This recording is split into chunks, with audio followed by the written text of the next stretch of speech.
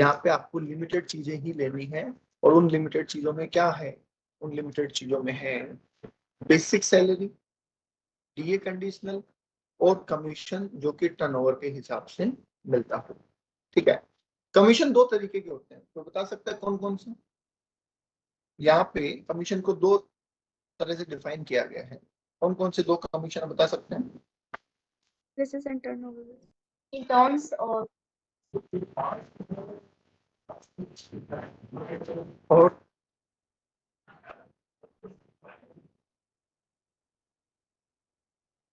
देखिए दो,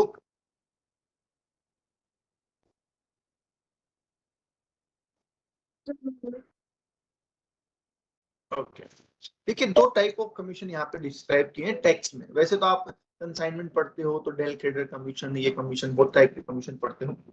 ठीक है, प्राइवेट, हाँ प्राइवेट गवर्नमेंट का कोई डिफरेंस नहीं है। ठीक है, यहाँ पे दो टाइप के कमीशन है, जिसमें एक है फिक्स कमीशन। पहला क्या है? फिक्स कमीशन, जिसमें आप काम कम करें या ज्यादा करें उतना ही पैसा मिलने वाला है। ठीक है, और दूसरा यहाँ पे जो है वो है परसेंटेज ऑफ टर्नओवर, जितना काम ज्यादा करेंगे उतना ज्यादा आपको कमीशन मिलेगा। यहाँ पे दो ही कैटेगरी बनाई गई है, एक फिक्स कमीशन है और एक परसेंटेज ऑफ टर्नओवर। यहाँ पे आपको क्या लेना है? तो यहाँ पे आपको टर्नओवर वाला कमीशन लेना है। अगर फिक्स वाला क्वेश्चन में दे रखा हो तो उसको एड ऑन नहीं करना है। ओके, अब आ जाइए आप डीए के ऊपर। ये डीए के आगे ब्रैकेट में लिखा हुआ है कंडीशनल, इसका मतलब क्या है? डीए के आगे ब्रैकेट में लिखा हुआ है कंडीशनल, तो बता सकता है इसका मतलब? In terms, very good Karan, very good. और कोई बता सकते हैं?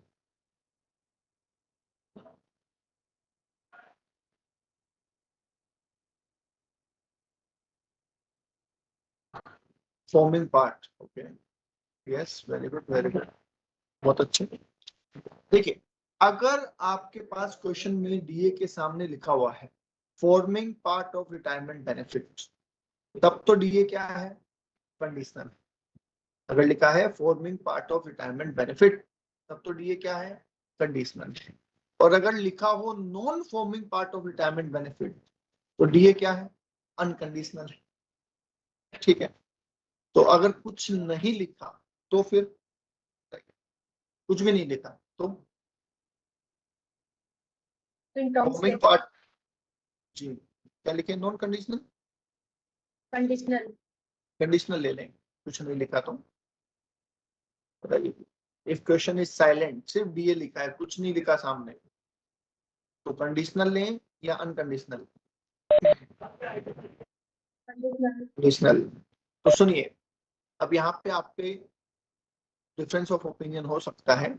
सीएमए की जो बुक है हमारी, सीएमए, सीएमए की बुक में अगर कुछ नहीं लिखा है तो उसे कंडीशनल लिया जाता है, राइट? बट सीए की जो बुक है उसमें अगर कुछ नहीं लिखा तो उसे अनकंडीशनल लिया जाता है, राइट? तो अभी हम यहाँ पे क्या लेके चलेंगे? अगर कुछ भी नहीं लिखा है तो वो क्या है? कंडीशनल। ठीक है, तो ये आप ध्यान रखिएगा। ऐसा नहीं कहीं आपने पढ़ा कि सर कुछ नहीं लिखा था वहां पे अनकंडीशनल लिया, हो सकता है वो सीए का क्वेश्चन होगा।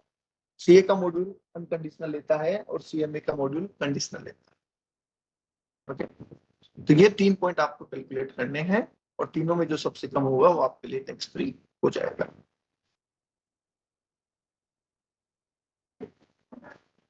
तो ये थे हमारे कुछ अलाउंसेज।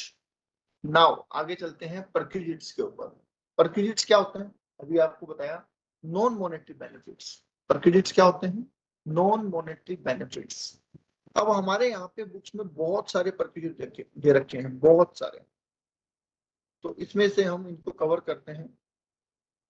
यहां से आइए आप, पहले यहां से आइए आप मुझे एक चीज बता सकते हैं? अगर मैं आपको, ध्यान से देखो, आपको मैं ये मोबाइल दे दूं कि ये मोबाइल आप रख लीजिए, ठीक है, तो क्या आपको कोई बेनिफिट है? बताइए। अगर मैं आपको ये मोबाइल दे दूं कि ये मोबाइल आप रख लीजिए फ्री में, तो क्या आपको कोई बेनिफिट है?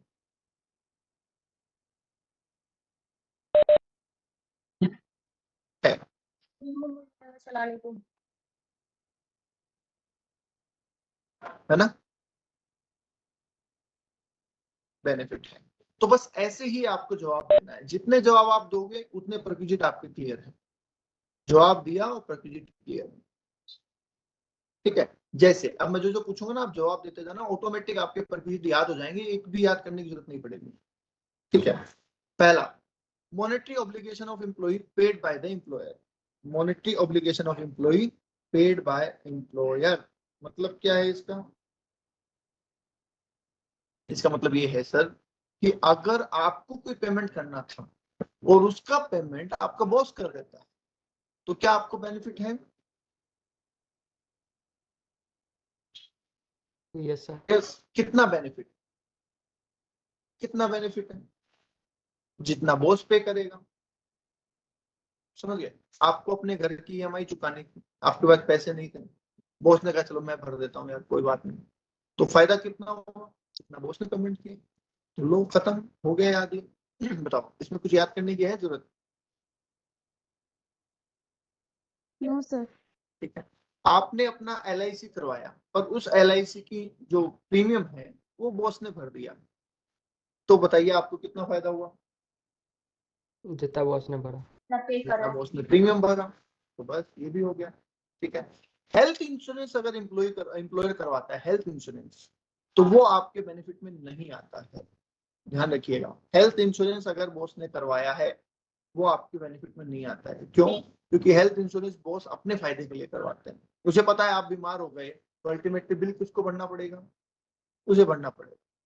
तो वो अपने आप को सिक्योर करने के लिए आपका इंश्योरेंस करवाते हैं, राइट। तो इसलिए हेल्थ इंश्योरेंस अगर बॉस ने आपका करवाया है तो that will not be taxable for you. Okay, next आ जाएगी जी। जैसे एम्प्लॉयर है वो पे कर दिया, फिर उसके बदले में फिर पैसे ले लिया। आपके में से ले लिया पैसे? हाँ, मतलब पे करा पहले, फिर हाँ, उसके बाद रिकवर उसे कर लिया फिर- आपसे। हाँ, तो फिर तो भी इनकम नहीं है, क्योंकि फिर तो सैलरी ऑलरेडी टैक्सेबल हो गई ना। आपसे रिकवर कर लिया तो सैलरी को तो आप पैसे ही पूरा टैक्सेबल कर रहे हैं, तो वो अलग से टैक्सेबल करने का तो सवाल ही नहीं उठता इसका। वरना तो डबल टैक्स लग जाएगा ना। मान लीजिए आपकी 1 लाख की सैलरी है और 5,000 के एम्प्लॉयर ने मेडिकल इंश्योरेंस करवा के आपसे वसूल कर लिया, आपको 95 ही दिए, तो आप तो ऑलरेडी 1 लाख की सैलरी पे टैक्स दे रहे हो ना। तो उस 5,000 को दोबारा टैक्सेबल करने का तो कोई मतलब ही नहीं। ओके, चलिए नेक्स्ट आइए, interest free loan. Interest free loan, आप ऑफिस से छुट्टी लेके जा रहे थे, ध्यान से सुनिएगा मेरी बात को। आप ऑफिस से छुट्टी लेके जा रहे थे और बॉस ने पूछा कहाँ जा रहे हो? बोले सर लोन की जरूरत थी, बैंक जाके आ रहा हूँ। बॉस ने कहा कोई बात नहीं, लोन मुझसे ले लो, कोई दिक्कत नहीं है, और सस्ता भी दे दूंगा मार्केट से, जो मार्केट में रेट है उससे सस्ता दे दूंगा। तो बताइए कोई बेनिफिट है आपको? Yes sir. कितना?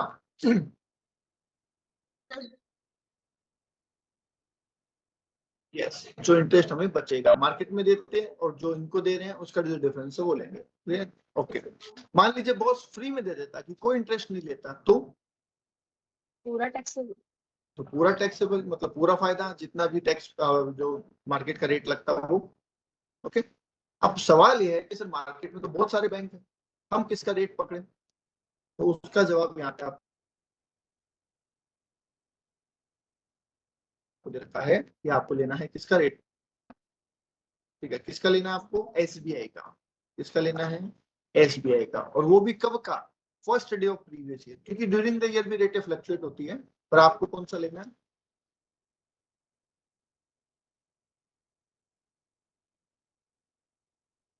ठीक है, ड्यूरिंग द ईयर भी रेटें फ्लक्चुएट होती है, पर आपको कौन सा लेना है? आपको लेना है first day of previous year, ठीक है। कौन सा लेना है? First day of previous year.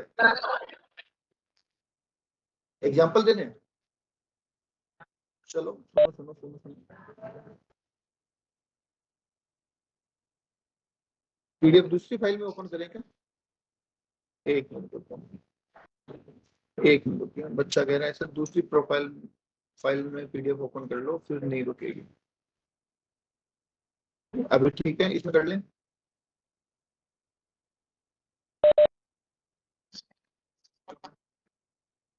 एक सेकंड। हाँ जी, एग्जाम्पल ले लीजिए आपको। एग्जाम्पल दे देते हैं आपको, 5 लाख का लोन दिया आपके बॉस ने आपको, 5 लाख का, ठीक है। मार्केट में रेट चल रही है एसबीआई की 10% और बॉस ने आपसे चार्ज किया सिर्फ 3%, तो बताइए कितना बेनिफिट हुआ आपको?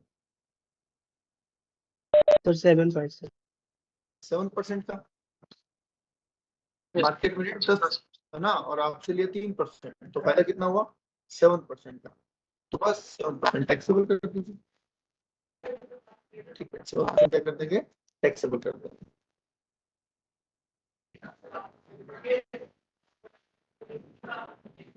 एक सेकंड,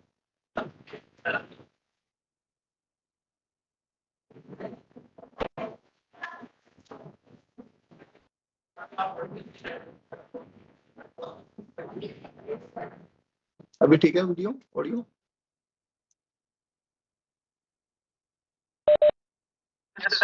ठीक है, तो 7% टैक्सेबल हो जाएगा।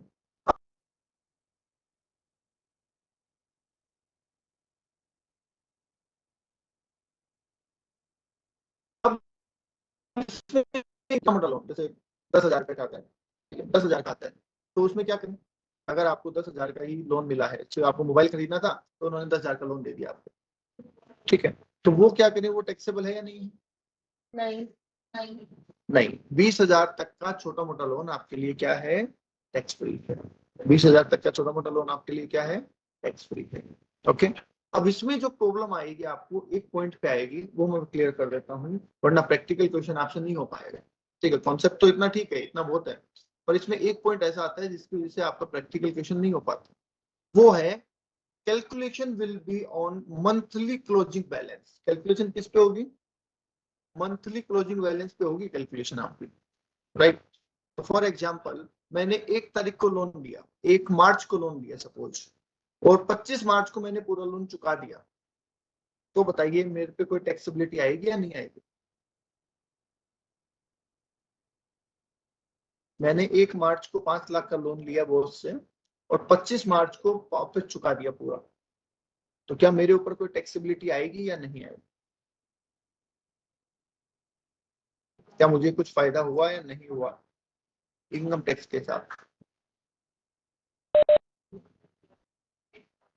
फायदा हुआ बिल्कुल सर, प्लस भी लगता सकता है, वो लगता है, बिल्कुल लगता, पर रूल क्या कह रहा है कि क्लोजिंग मंथली बैलेंस पे कैलकुलेशन करनी है। बताइए मेरा मार्च का क्लोजिंग मंथली बैलेंस कितना है? 0। इसलिए कोई टैक्स मुझे नहीं देना पड़ेगा, समझ रहे हैं? क्योंकि क्या बोला गया है, क्लोजिंग बैलेंस। ऐसे तो आप सोचिए, आप 1 तारीख को ले रहे हैं, फिर 5 को लौटा रहे हैं, फिर 10 तारीख को ले रहे हैं, फिर 15 को लौटा रहे हैं, तो इतनी कैलकुलेशन कौन करेगा? डिपार्टमेंट कहता हम तो नहीं कर सकते इतनी कैलकुलेशन। तो इजीनेस के लिए उन्होंने बोला मंथली क्लोजिंग बैलेंस पे आपको क्या देना है? टैक्स देना है, मतलब वो आपकी इनकम में एड ऑन होगा। दोबारा एक एग्जांपल से सुन लीजिए। आपको 1 अप्रैल को एम्प्लॉय ने लोन दिया 5 लाख का, ध्यान से सुनिएगा। 1 अप्रैल को एम्प्लॉय ने लोन दिया 5 लाख रुपए का, ठीक है। उसमें से 30 दिसंबर ले लो, 30 दिसंबर को आपने 3 लाख का लोन रीपे कर दिया। 1 अप्रैल को 5 लाख का लोन मिला, 30 दिसंबर को आपने 3 लाख का लोन रीपे कर दिया। तो अब कैसे कैलकुलेशन करेंगे हम इसकी? तो अप्रैल से लेके, ध्यान से सुनिएगा, अप्रैल से लेके नवंबर तक हम 5 लाख का इंटरेस्ट कैलकुलेट करेंगे। बोलो हाँ या ना? अप्रैल से नवंबर तक हम 5 लाख का इंटरेस्ट कैलकुलेट करेंगे, यस, क्योंकि दिसंबर में क्लोजिंग बैलेंस बदल चुका है, राइट। और दिसंबर, जनवरी, फरवरी और मार्च, ये 4 महीने में हम कैलकुलेशन 2 लाख पे करेंगे, क्योंकि 3 लाख का हम रीपेमेंट कर चुके हैं। Okay,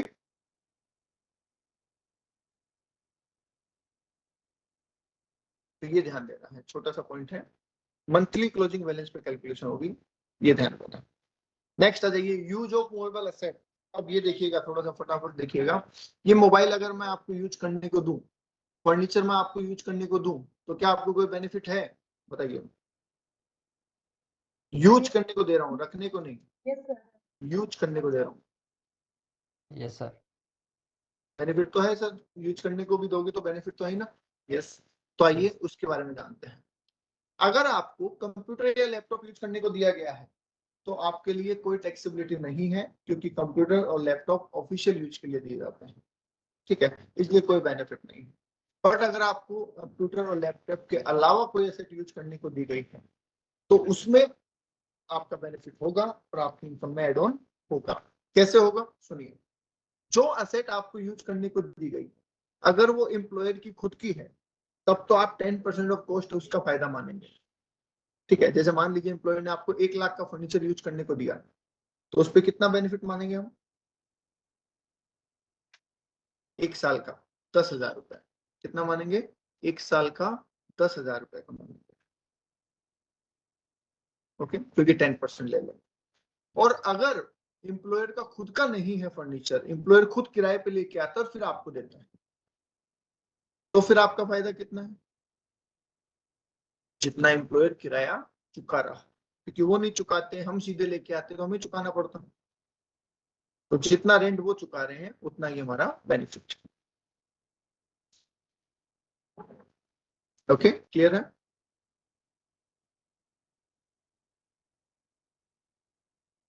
use of movable asset clear है। कंप्यूटर लैपटॉप क्योंकि ऑफिशियल यूज के लिए है इसलिए कोई टैक्सेबिलिटी नहीं है। बाकी कोई भी एसेट अगर आपको यूज करने को दी जाती है और वो एसेट ऑनर की खुद की है, एम्प्लॉयर की खुद की है, तो 10% ऑफ कॉस्ट आपका बेनिफिट माना जाएगा। और अगर वो एसेट एम्प्लॉयर किराए पे लेके आता है तो in that case actual rent वो जितना पे करेंगे वो आपका बेनिफिट माना जाएगा। ओके, नेक्स्ट आ जाइए, ट्रांसफर ऑफ मूवेबल एसेट। इस बार रखने के लिए दे रहे हैं आपको, बताइए। कंप्यूटर, एक नया कंप्यूटर दिला दें आपको, बॉस बोले आज मैं बहुत खुश हूँ, जाओ एक नया लैपटॉप ले आओ तुम रख लो, तो बताइए बेनिफिट है आपको? Yes sir. बताइए। बॉस कहता है आज मैं बहुत खुश हूँ, तो एक नया लैपटॉप ले आओ और तुम रख लो मेरी तरफ से, तो बेनिफिट है या नहीं है? Yes sir. बिल्कुल है। कितना बेनिफिट है? कितना बेनिफिट है?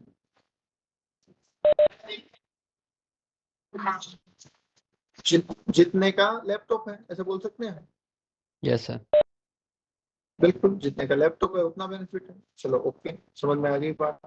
अगर बॉस ये कहे कि भैया देखो ऐसा एक नया लैपटॉप ले आओ, वो तो मुझे दे दो और मेरा वाला तुम ले जाओ, पुराना है तुम ले जाओ, तो बेनिफिट है क्या?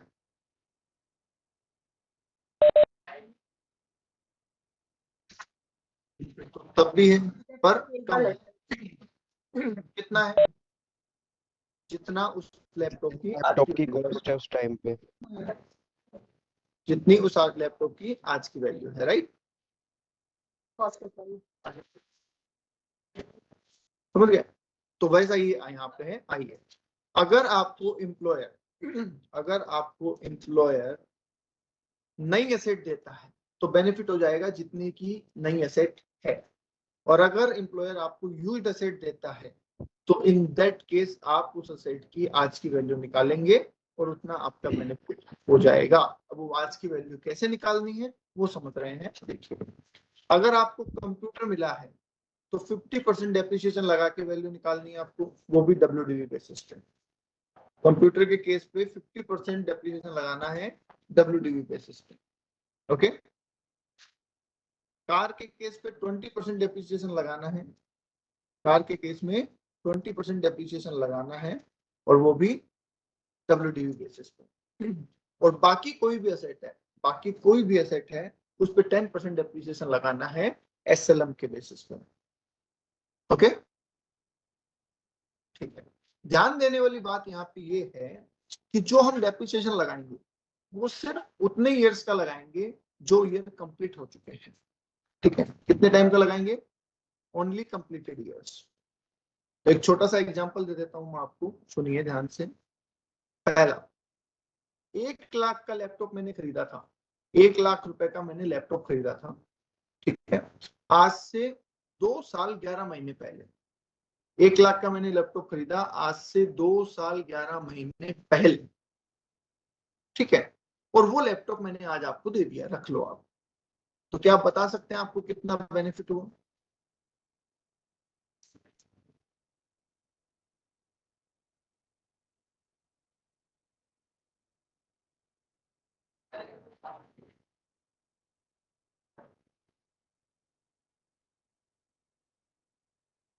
बोलो, बता सकते हैं?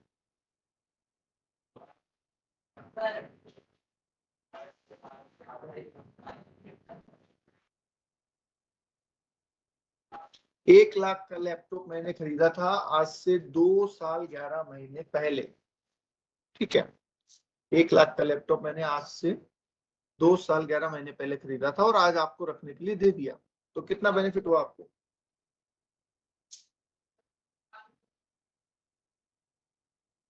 वेरी गुड करण, very good.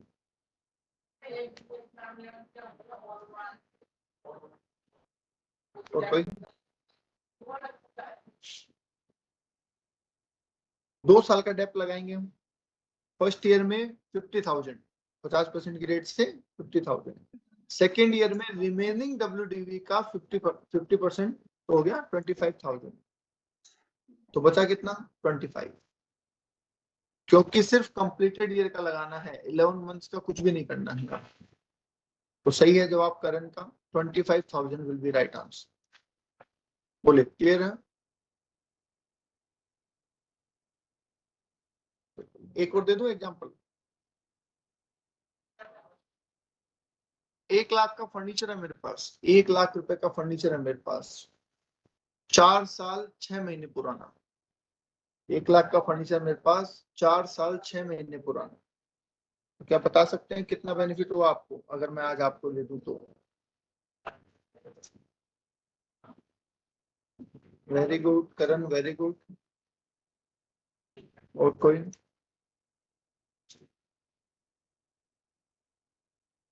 Anjali, very good. Yes, 60,000, क्योंकि SLM पे लगाएंगे 10%, तो 4 साल है तो 40,000 लग गया, बचा कितना? 60,000, तो 60,000 विल बी राइट आंसर। हो गया, समझ में आ गया ट्रांसफर? Yes sir. चलिए नेक्स्ट आ जाइए, ट्रेवलिंग। नेक्स्ट क्या आ रहा है? ट्रेवलिंग का।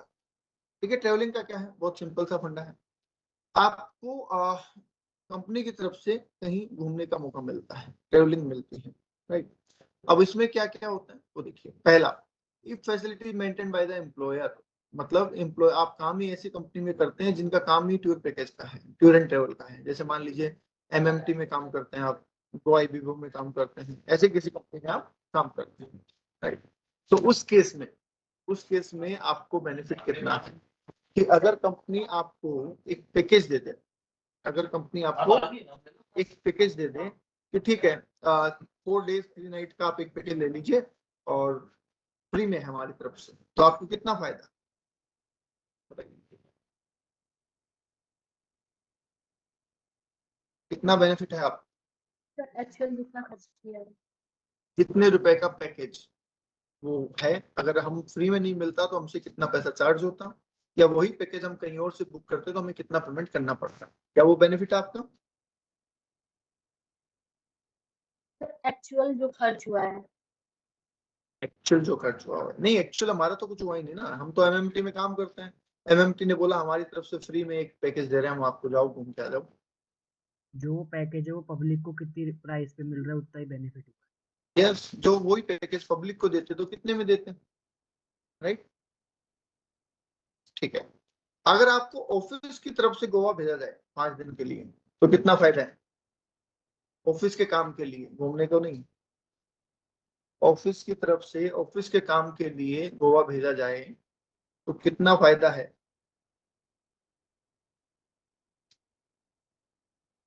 बोलो भाई। नो बेनिफिट सर, ऑफिस के काम से जा रहे हैं तो फिर क्या बेनिफिट है, राइट।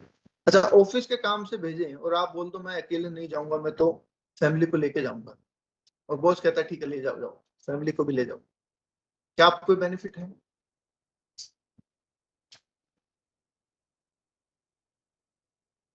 यस, जितना Yes, खर्चा sir. फैमिली पे हुआ है वो बेनिफिट है। वो खुद का तो ऑफिशियल है, पर जितना खर्चा फैमिली पे हुआ वो तो बेनिफिट है ना, राइट? चलिए नेक्स्ट, 5 दिन का टूर था मंडे टू फ्राइडे। 5 दिन का टूर था मंडे टू फ्राइडे, और आप बॉस को कहते हैं कि सर हम सैटरडे संडे यहाँ पे रुकेंगे, पर्सनली मतलब इंजॉयमेंट के लिए रुकेंगे। बॉस ने कहा ठीक है रुक जाओ कोई बात नहीं, और पूरा पेमेंट बॉस ने दिया। क्या इसमें कोई बेनिफिट है आपको? Yes Yes, sir. Sir, Sunday yes, जो वो हम जो आते 2 हैं। दिन, 2 दिन का। वो जो 2 दिन आपने एंजॉय किया पर्सनली, वो आपके लिए क्या है? बेनिफिट है। तो ये सारे बेनिफिट्स आपके लिए क्या हो जाएंगे? टैक्सेबल हो जाएंगे। ओके,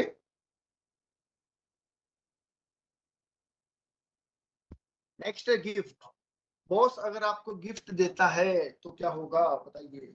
बॉस ने अगर गिफ्ट दिया तो क्या होगा?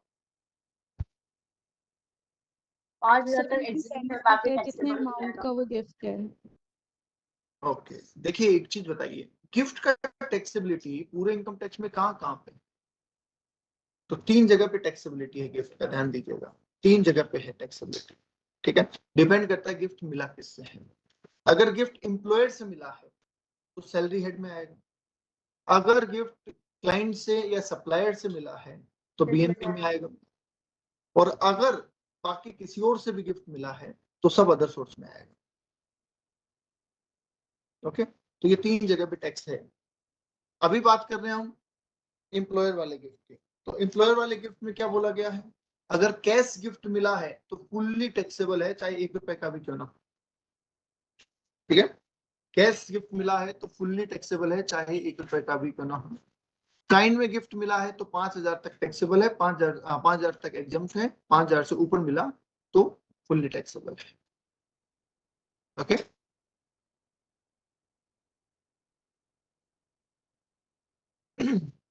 नेक्स्ट आ जाइए, फूड एंड बेवरेज, खाना पीना। अगर आपको ऑफिस में चाय नाश्ता मिलता है, सबसे पहले बात करें टी एंड स्नैक्स। अगर ऑफिस में आपको चाय नाश्ता मिलता है तो टैक्सेबल होगा या नहीं होगा? नहीं होगा। नहीं होगा। क्यों नहीं होगा भाई? खा तो अमीर है, क्यों नहीं होगा?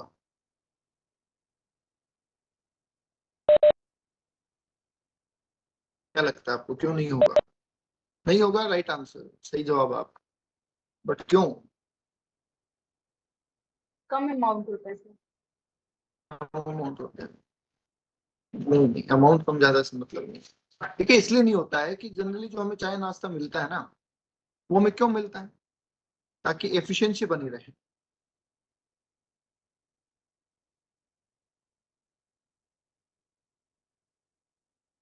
ठीक है, क्योंकि वो हमारे फायदे के लिए नहीं होता, ऑफिस के फायदे के लिए होता है।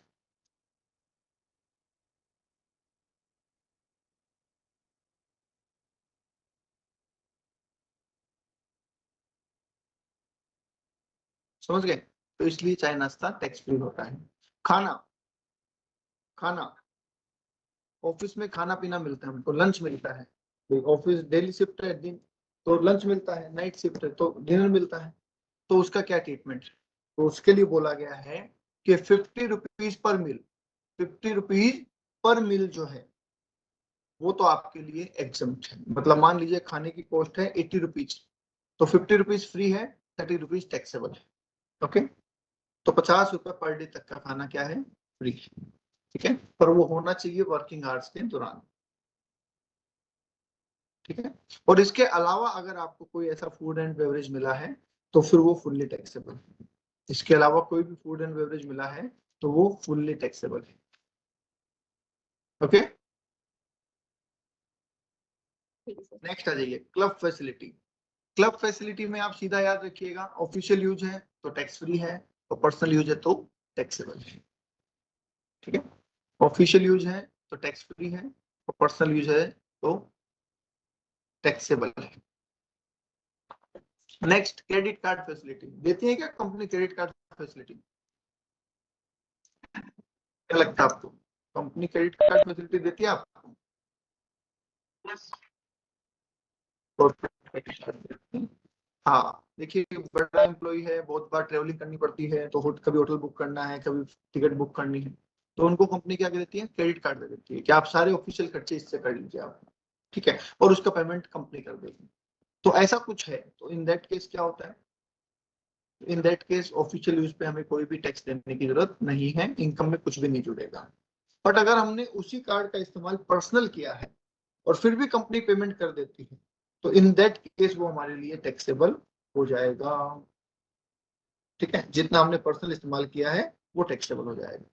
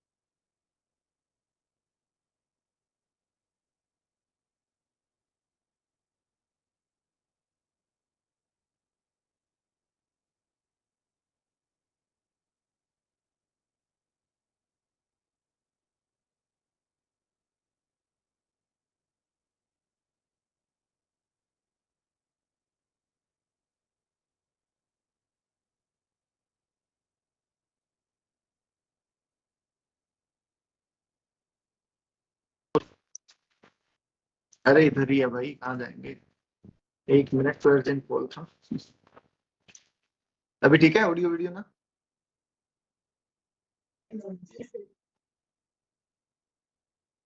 सर किधर गए?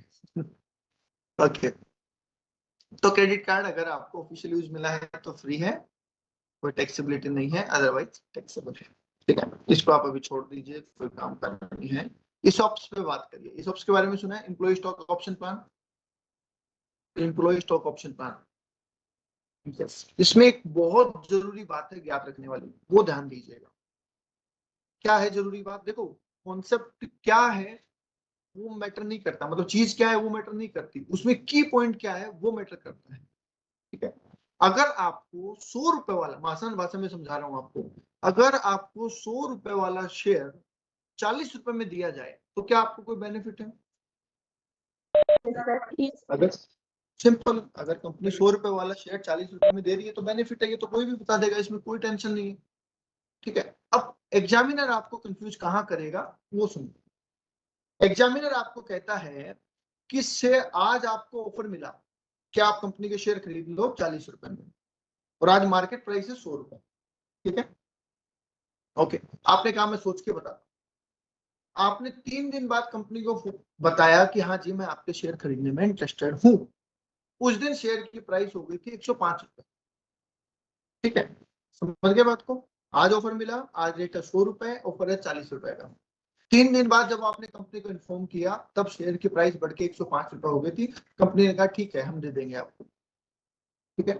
फिर 10 दिन बाद जब आपको शेयर मिले तब शेयर की प्राइस हो गई थी 110 रुपए, राइट। तो अब आप बताइए आपको कितना बेनिफिट है? कंपैरिजन किससे करेंगे, ये है मैटर, इंपॉर्टेंट चीज है, कंपैरिजन किससे करेंगे?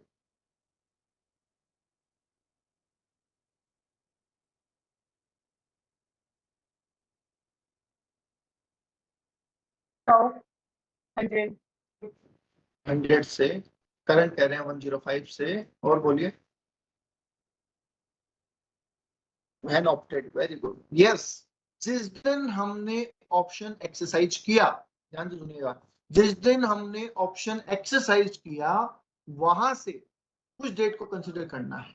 आज हमें ऑप्शन मिला और आज उसकी कोई मतलब नहीं है जब तक हम उसको एक्सेप्ट नहीं करते। हमने एक्सेप्ट किया 3 दिन बाद, तो उस दिन जो मार्केट रेट थी उससे मैटर करेगा, समझ गए? तो इसमें पूरे में ध्यान रखने वाली बात ही एक ही है खाली कि जिस दिन ऑप्शन एक्सरसाइज करेंगे उस दिन की मार्केट वैल्यू से आपको कंपैरिजन करना है, ओके।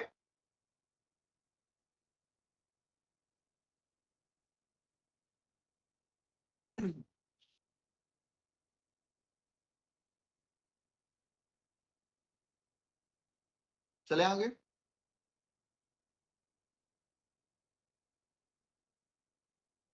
नेक्स्ट आ जाइए, स्वीपर, गार्डनर, वॉचमैन, सर्वेंट।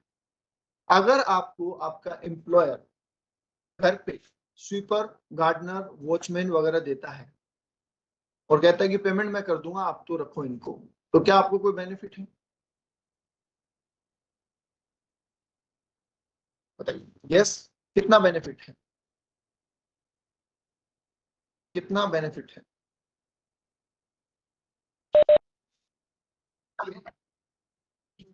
जितना उनको एम्प्लॉयर पे करेगा, सिंपल सी बात है। यस, तो वो आपका बेनिफिट हो जाएगा। नेक्स्ट आ जाइए, next is gas, water, electricity. आपको बिजली, पानी, गैस कंपनी की तरफ से फ्री मिलती है, ठीक है। तो क्या आपको बेनिफिट है? पर यहाँ पे एक पॉइंट समझना, मान लीजिए आप काम करते हैं एचपी गैस में। एचपी गैस का नाम सुना आपने? एचपी या इंडेन सुना होगा। तो आप एचपी गैस पे ही काम करते हैं, ठीक है।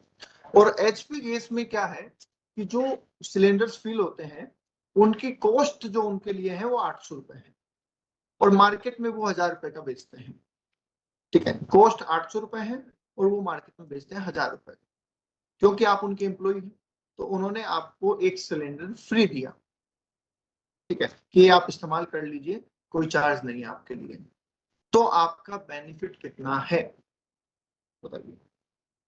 1000 rupees. 1000 rupees, okay. और बोलिए।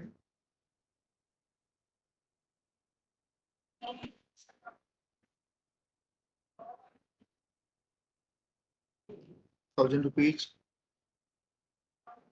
ओके। तो यहाँ पे जो सही जवाब होगा बेटा वो होगा 800 रुपए। क्योंकि हम इतनी देर से क्या बोल रहे हैं कि हमारा फायदा वो है जो एम्प्लॉयर की कॉस्ट है। बताओ, ऐसे बोल रहे हैं क्या? हमारा फायदा वो है जो एम्प्लॉयर की कॉस्ट है। क्या एम्प्लॉयर की कॉस्ट 1000 रुपीज है या 800 है? 800 सर। 800 है, तो इसलिए हमारा बेनिफिट भी कितना होगा? 800 होगा। क्योंकि वो कोई खरीद के तो ला नहीं रहा है, वो तो खुद बना रहे हैं। 800 तो हम दोबारा बना लेंगे, समझ गए? तो इसलिए हमारा बेनिफिट होगा जो हमारे एम्प्लॉयर की मैन्युफैक्चरिंग कॉस्ट है उतना, ओके। अच्छा, यही आप काम कर रहे होते सीएमए इंस्टीट्यूट में, ठीक है, आप काम कर रहे होते सीएमए इंस्टीट्यूट में, और सीएमए इंस्टीट्यूट आपको एक सिलेंडर मंगवा के और फिर देता है कि आप इस्तेमाल कर लो जी, कोई पैसा नहीं देना आपको। अब कितना बेनिफिट होता है आपको? 1000। क्योंकि सीएमए इंस्टीट्यूट को क्या पे करना पड़ रहा है आपकी वजह से? 1000 रुपए। तो आपका बेनिफिट हो गया 1000 रुपीज, ओके। तो ये ध्यान रखना है, गैस, वाटर, इलेक्ट्रिसिटी के केस में अगर मैन्युफैक्चरिंग एम्प्लॉयर की है तो मैन्युफैक्चरिंग कॉस्ट हमारा बेनिफिट है, और अगर वो कहीं से लेके देते हैं तो जितना अमाउंट वो पे करेंगे वो हमारी कॉस्ट, हमारी वो हो जाएगी, वैल्यू पर पीजेट आ जाएगी, ओके। नेक्स्ट आ जाइए, एजुकेशन फैसिलिटी। इंपॉर्टेंट है, एग्जाम में आने लायक है, ध्यान दीजिएगा। अगर आप अपने बच्चे को एम्प्लॉयर के स्कूल में पढ़ाते हैं, ध्यान दीजिएगा, स्कूल किसका है? एम्प्लॉयर का। अगर आप अपने बच्चे को एम्प्लॉयर के स्कूल में पढ़ाते हैं तो क्या आपको कोई बेनिफिट है?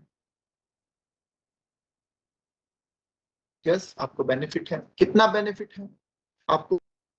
बेनिफिट है जितने रुपए की वो पढ़ाई है, जितने, ठीक है। कि सर अगर फ्री में नहीं होता तो कितना लेते हैं, ठीक है, तो उतना आपको बेनिफिट है। एजुकेशन एक नेसेसिटी है, तो गवर्नमेंट ने कहा कि हम इसको प्रमोट करते हैं, तो उन्होंने कहा कि अगर वो बेनिफिट 1000 रुपीज पर मंथ तक है, अगर वो बेनिफिट 1000 रुपीज पर मंथ तक है तो हम उसे फ्री कर दें, हम उस पर कोई टैक्स चार्ज नहीं करेंगे, समझ गए? अगर आपका बच्चा एम्प्लॉयर के स्कूल में पढ़ता है और वहां की फीस है मान लीजिए 800 रुपये पर मंथ, आपसे फ्री में, आपको फ्री में पढ़ा रहे हैं, आपसे पैसा नहीं ले रहे, पर वैसे फीस है 800 रुपये पर मंथ, तो इन दैट केस वो 800 रुपये पर मंथ आपके लिए टोटली टैक्स फ्री हो जाएगा, कोई टैक्स चार्ज नहीं होगा, ओके। पर अब एक सवाल आता है, एक क्वेश्चन अराइज होता है कि सर अगर उसी एजुकेशन की कॉस्ट 1500 रुपये पर मंथ होती तो क्या होता? 500 रुपये टैक्सेबल होते हैं या पूरे 1500 रुपये टैक्सेबल होते हैं? बताइए।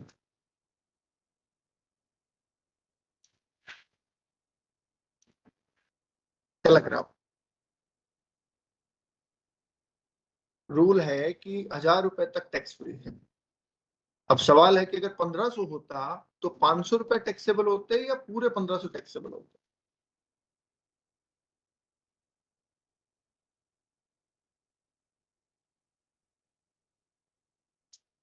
आराधना जी बताइए।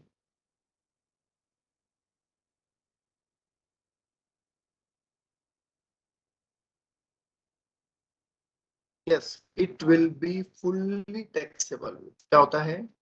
फुल्ली टैक्सेबल हो जाएगा। वाई? देखिए, इसको लेके एक एम्बिग्यूटी थी, इसको लेके एक एम्बिग्यूटी थी और ये प्रोविजन क्लियर नहीं थी, राइट? उसके बाद डीपीएस, दिल्ली पब्लिक स्कूल का एक केस हुआ था। उस केस में कोर्ट ने ये बोला, ठीक है, उस केस में कोर्ट ने ये बोला कि 1000 rupees is not a standard deduction, ये 1000 रुपए स्टैंडर्ड डिडक्शन नहीं है, ठीक है, तो इसलिए इस पे टैक्स लगेगा। समझ गए? 1000 तक है तो पूरा टैक्स फ्री है, 1000 से ऊपर है तो पूरा टैक्सेबल है। ये कोई स्टैंडर्ड डिडक्शन नहीं है कि सबको मिलेगी। ओके, ये यहाँ पे रूल बनता है। आप दूसरे स्कूल में पढ़ा,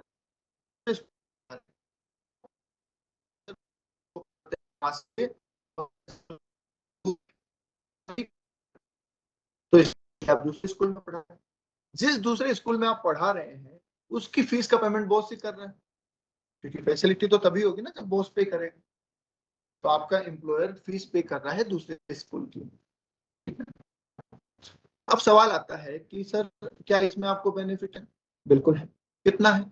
जितना उस स्कूल की फीस हमारा एम्प्लॉयर पे कर रहा है, ठीक है। तो आपसे पूछा गया सर क्या आपको भी मतलब उससे ऊपर टैक्सेबल है? बताइए।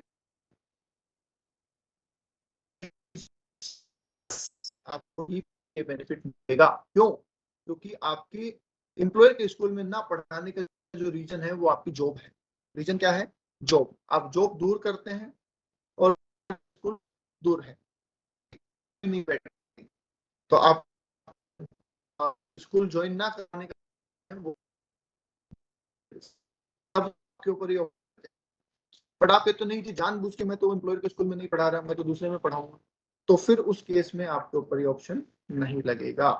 समझ गए? उस केस में आपके ऊपर ये ऑप्शन नहीं लगेगा। डन?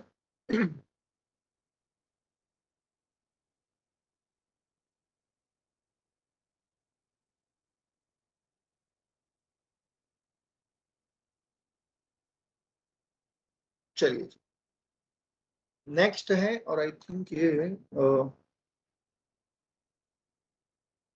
दो दो फैसिलिटी और बची है छोटे में, फिर एक दो फैसिलिटी बड़ी बड़ी है, ठीक। तो पहले जो छोटी वाली करवा देते हैं, तो नेक्स्ट क्लास में बड़ी बड़ी फैसिलिटी ले लेंगे, ठीक है। उनको चार्ट बना के समझाना है तो मैं चार्ट बना के रखूंगा रेडी, ताकि टाइम नहीं लगेगा अपना, ठीक है। नेक्स्ट क्लास में जो दो बड़ी बड़ी फैसिलिटी है, एक तो रेंट फ्री एकोमोडेशन और एक कार फैसिलिटी, उनके मैं चार्ट बना के पढ़ाता हूँ, तो वो मैं बना के रखूंगा। हाँ ठीक है, तो मैं ये पीडीएफ भेज दूंगा आपको, पीडीएफ है ये, मैं भेज दूंगा।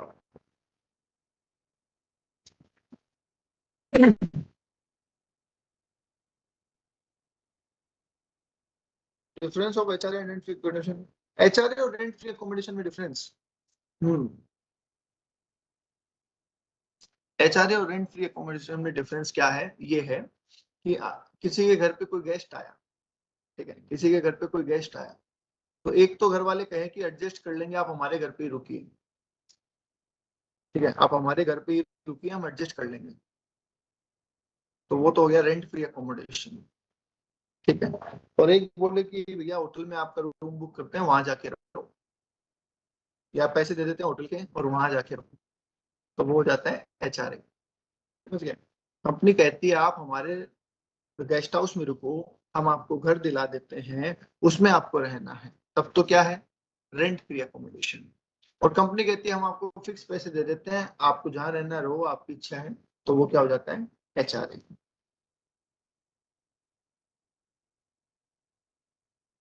ओके, आइए जी, लीव टेबल असिस्टेंस क्या है?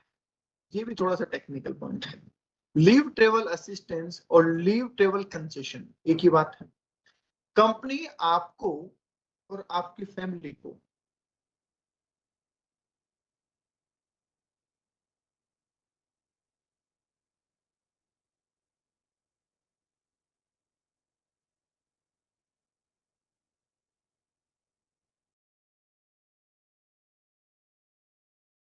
ठीक।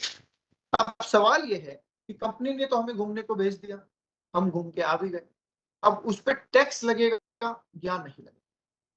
तो इसके लिए गवर्नमेंट ने जो प्रोविजन बनाया वो कुछ इस तरीके से बनाया कि 4 साल में, ध्यान से सुनिएगा, 4 साल में 2 बार तो टैक्स फ्री करेंगे और 2 बार टैक्सेबल करेंगे। ठीक है, क्या रूल बनाया? 4 साल में 2 बार टैक्स फ्री करेंगे और 2 बार टैक्सेबल करेंगे।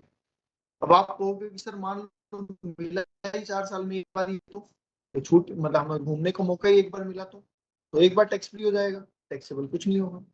2 बार घूमने का मौका मिला तो दोनों बार टैक्सेबल हो जाएगा, हाँ टैक्स फ्री हो जाएगा, टैक्सेबल कुछ भी नहीं होगा। 3 बार घूमने का मौका मिला तो 2 बार क्या हो जाएगा? टैक्स फ्री हो जाएगा, 1 बार टैक्सेबल हो जाएगा।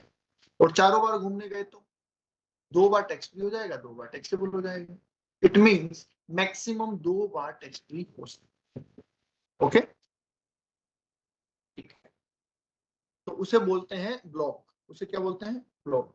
कि 4 साल के ब्लॉक में, यहाँ पे देखिए लिखा है 4 साल के ब्लॉक में 2 बार आप एग्जम्पशन क्लेम कर सकते हैं। और ये जो 4 साल का ब्लॉक होता है ये गवर्नमेंट की तरफ से फिक्स होता है, मतलब हमारे हिसाब से नहीं चलता है, ये गवर्नमेंट के हिसाब से चलता है और वो भी कैलेंडर ईयर में चलता है। ठीक है, जैसे अभी चल रहा है 22 से 25, तो कैलेंडर ईयर 22, 23, 24, 25, ये 4 साल है। इन 4 साल में 2 बार आप एलटीसी की एग्जम्पशन क्लेम कर सकते हैं। ओके, एग्जम्पशन मिलेगी कितनी? सवाल है कि एग्जम्पशन मिलेगी कितनी? तो देखो इसका भी बड़ा ही होता ना खतरनाक वाला प्रोविजन बनाया है। वो ये है कि अगर आपने जर्नी एयर से की है, यात्रा फ्लाइट से की है आपने, तो in that case economic class fair के बराबर की छूट मिलेगी आपको, और वो भी shortest route. Economic class fair की छूट मिलेगी और वो भी शॉर्टेस्ट रूट। एक एग्जांपल देता हूँ वरना समझ में नहीं आएगा आपको। ठीक है, मान लीजिए मुझे यहाँ से मुंबई जाना है, कहाँ से? मुझे जयपुर से मुंबई जाना है। ठीक है, तो मैं जयपुर से दिल्ली गया बिजनेस क्लास में। ठीक है, मैं जयपुर से दिल्ली की फ्लाइट लेके गया बिजनेस क्लास की, और मेरे खर्च हुए 6,000 रुपए। ठीक है, मैं जयपुर से दिल्ली गया बिजनेस क्लास में और मेरे 6,000 रुपए खर्च हुए। फिर मैं दिल्ली से मुंबई गया बिजनेस क्लास में और मेरे 10,000 खर्च हुए। टोटल कितना खर्चा हो गया? 16,000 रुपए, और एम्प्लॉयर ने मुझे 16,000 दे दिए। तो ये तो हो गया ट्रांजेक्शन खत्म। ठीक है, अब इसमें से एग्जम्पशन कितनी मिलेगी? तो एग्जम्पशन अगर मैं डायरेक्टली मुंबई जाता, शॉर्टेस्ट रूट का मतलब है कि डायरेक्टली अगर मैं मुंबई जाता ओरिजिन टू डेस्टिनेशन, और वो भी इकोनॉमिक क्लास में, तो कितना लगता? जयपुर से अगर अपन मुंबई जाते हैं इकोनॉमिक क्लास में तो 4,000 रुपए लगते हैं। समझ गए? तो 16,000 का टोटल खर्चा हुआ और उसमें से 4,000 रुपए क्या हो जाएंगे? टैक्स फ्री हो जाएंगे, और बचे हुए 12,000 क्या हो जाएंगे? टैक्सेबल हो जाएंगे। आगे बात समझ में? तो इस तरीके से देखना है। फ्लाइट के केस में इकोनॉमिक क्लास फेयर शॉर्टेस्ट,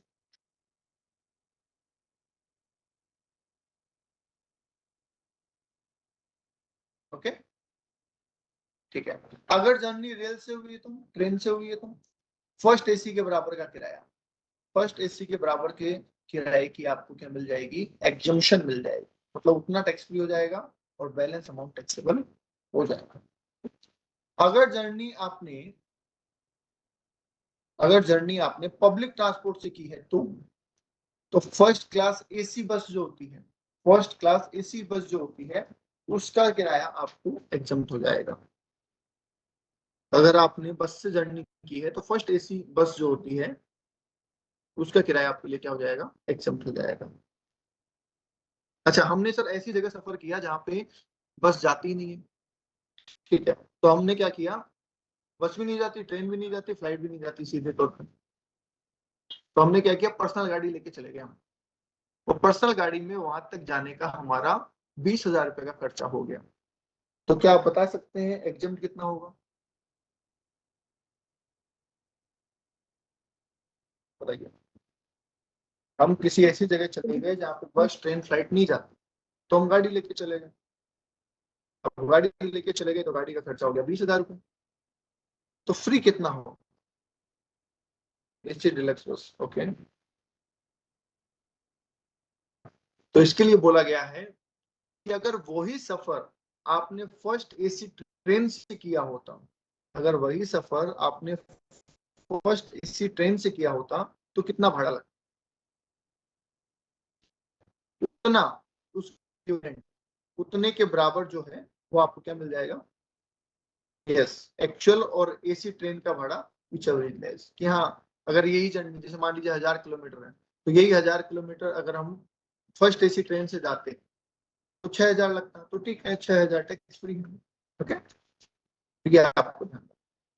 फिर मैं रिपीट कर दूं, 4 साल के ब्लॉक में 2 बार ही, 4 साल के ब्लॉक में 2 बार ही आप एग्जाम्पशन ले सकते हैं। अगर 2 बार में से आपने एग्जाम्पशन नहीं ली, मान लीजिए इस 4 साल के ब्लॉक में आपने एग्जाम्पशन नहीं ली, तो अगले साल के ब्लॉक में आप एक लीव को कैरी फॉरवर्ड कर सकते हैं, एक एलटीसी को क्या कर सकते हैं हम? कैरी फॉरवर्ड कर सकते हैं। मतलब अगले 4 साल में 2 लीव तो रहेगी प्लस एक इसमें से भी हम कैरी फॉरवर्ड कर सकते हैं। बोलिए, क्लियर है?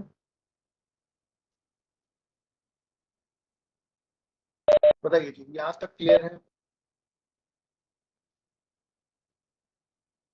ठीक है, अब हमारी बची है, एक है एक मेडिकल, तो ये तीनों फैसिलिटी हम नेक्स्ट क्लास में करेंगे और उसके साथ में 5 रिटायरमेंट, इतना ही चैप्टर बचा है हमारा। ठीक है, तो नेक्स्ट क्लास में हम salary and house property in दोनों को कंप्लीट करेंगे। ठीक है, और ये कोई सिस्टम की जो एरर है इसको क्लियर कर देंगे, राइट, इसको हटा दें। Income from salary, income from salary, कुछ डाउट होगा तो कैसे पूछेंगे? देखिए, डाउट होगा तो मेरा नंबर है आपके पास, आप कॉल करके पूछ सकते हैं या फिर व्हाट्सएप करके छोड़ दीजिएगा, और या तो आपको व्हाट्सएप पे रिप्लाई मिल जाएगा तुरंत, और अगर नहीं मिलता है तो फिर आप कॉल कर लीजिएगा।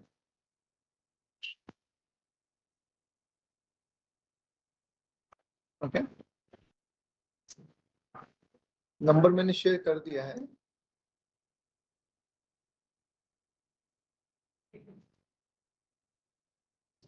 नोट्स भेज देंगे आपको, ना नोट्स अभी भेज देंगे थोड़ी सी देर में, जो भी ग्रुप आपका होगा मुझे बता देना, उसको भेज देंगे। ओके, चलिए फिर आज के लिए इतना ही, थैंक यू, फिर मिलते हैं नेक्स्ट सेशन में।